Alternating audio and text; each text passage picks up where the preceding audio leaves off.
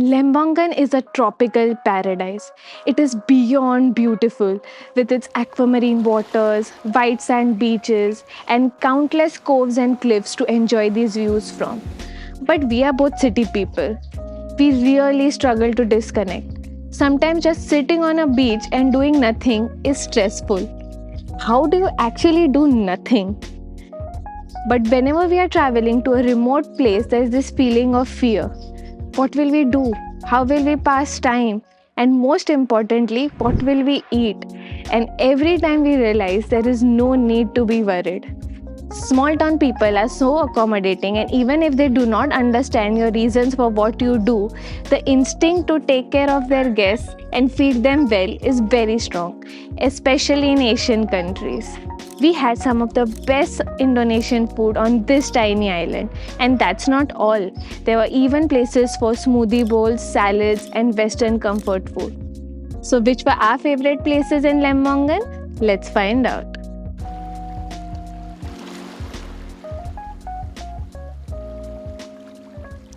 The journey from the newly renovated Sanur Harbour in Bali to Nusa Lembongan is just 30 minutes. And the view once you arrive at the Junggud Batu Harbour is just stunning. But once you add in all the check-ins and outs, it's 4 hours from home to hotel. And by the time we were unpacked and showered, it was almost 4 o'clock. We first tried going to Tropical Smoothies and Coffee, but it was closed. We then tried the place next door, but it was closed as well. Finally, we decided to go to Morin, a vegetarian restaurant. But the road up seemed really scary. Some of the roads on this island felt like an adventure sport. Kevin's Warung was right next to our hotel, and it was an odd hour, but the cute couple that runs the place accommodated us. They clearly knew what vegan meant, which is always a big relief in an omnivore joint. We got the eggplant with mixed spices, the tofu and tempeh curry, some rice, and the mee goreng. Everything was delicious, and I think this was my favorite meal on the island. The curry had a ginger and turmeric energy, and it came with potatoes, beans, and carrots. Very hearty and comforting. The spicy eggplant was exceptional. It was fried eggplant topped with sambal, an aromatic Indonesian hot sauce that we've really grown to love. The food did take a while to come, but that's because everything was freshly made. We loved our meal here. It was so comforting and exactly what we needed after a long transit. Since we had eaten so much, it was almost time for the sun to set when we were done. So we headed off to the Sandy Bay Beach Club. This beach club has an incredible location, and the furniture was just so comfortable. The setting almost forces you to go into vacation mode. We got some iced water and a smoothie, and then we enjoyed the glorious sunset. It's definitely quite expensive, and I really don't like it when places charge for water. But for the view and the setting, it's not too bad. Please hit the like button if you enjoyed this video. It really helps a small channel like ours to grow. Next morning, we got breakfast at our hotel, the Seaside Huts. We started with fresh fruit. And then you have a choice of an Indonesian breakfast or a continental one. We opted for the fried rice and the fried noodles. It was served piping hot, and this is the kind of breakfast that we are used to back home. Hot, savory, spicy, and loaded with carbs. The breakfast also comes with a choice of fresh juice. The watermelon and mixed fruit juice were perfectly balanced and served chilled. And just look at the view. We really enjoyed this breakfast. For lunch, we figured out a way to get to Morin. Google Maps has got this one all wrong.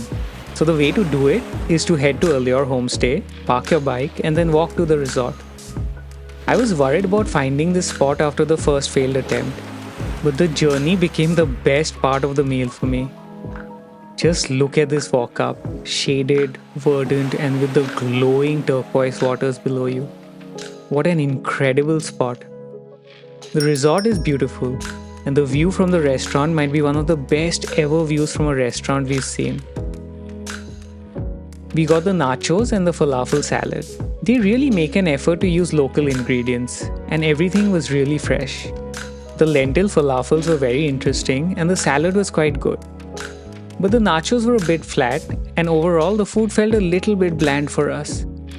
The staff was amazing, as usual, and we had a really nice chat with the owner as well.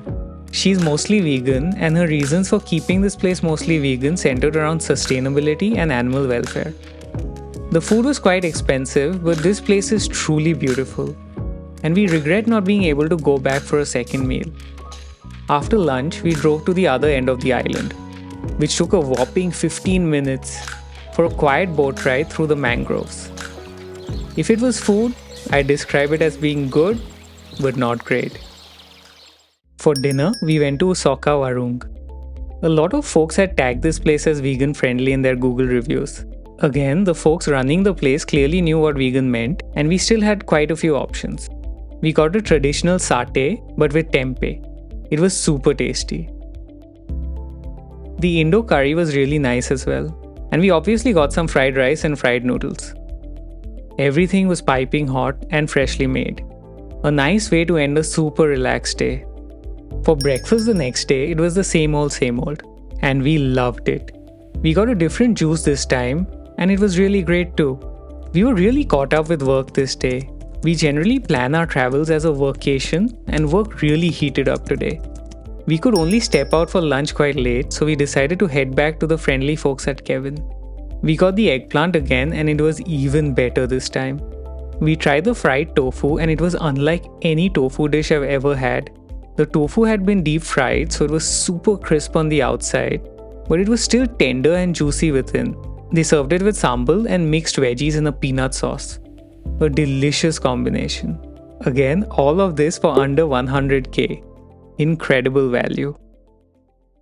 The calls just kept on coming, and we ended up getting done with work only at 9:30.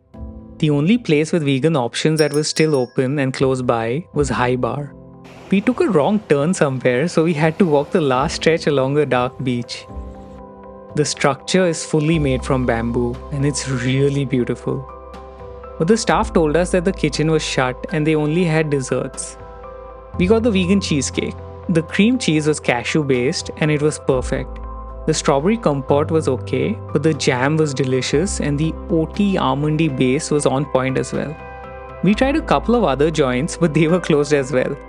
So we bought a pack of this delicious granola by Yava. Almost all their products are vegan and generally super tasty. On our final morning, it was the same breakfast with the same glorious view. In psychology, there is a theory called the repeated exposure theory.